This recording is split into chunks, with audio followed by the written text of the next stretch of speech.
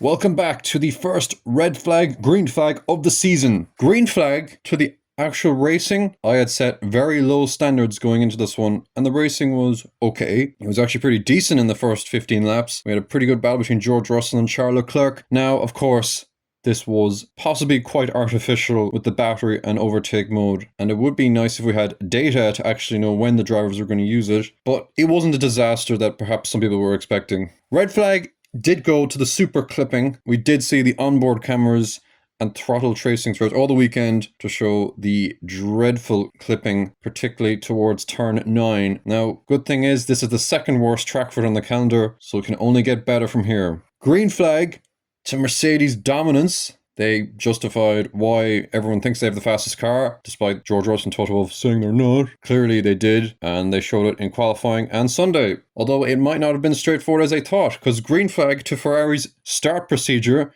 that everyone had thought would be quite strong.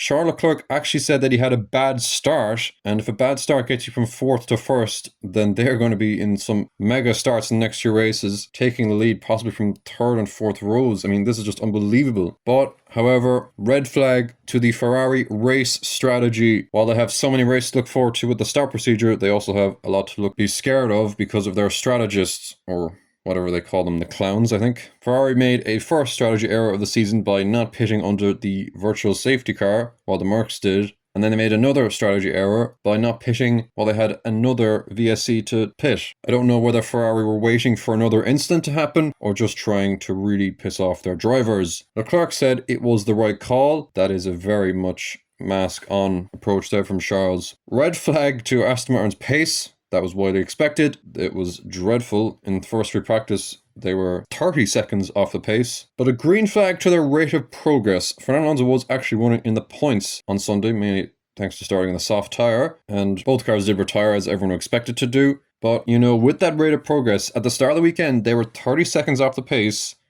And by the end, they were 3 seconds off the pace. I would say they're going to be fighting soon. Might take a while though. Red flag to Max Verstappen's qualifying and also to Isaac Hadjar's race. Not a perfect weekend for Red Bull, although Verstappen did deliver a solid Sunday drive to win driver of the day. Green flag to Gasly and Ocon for not crashing each other out of a race while they were fighting each other. And good for the FIA not to get involved in it.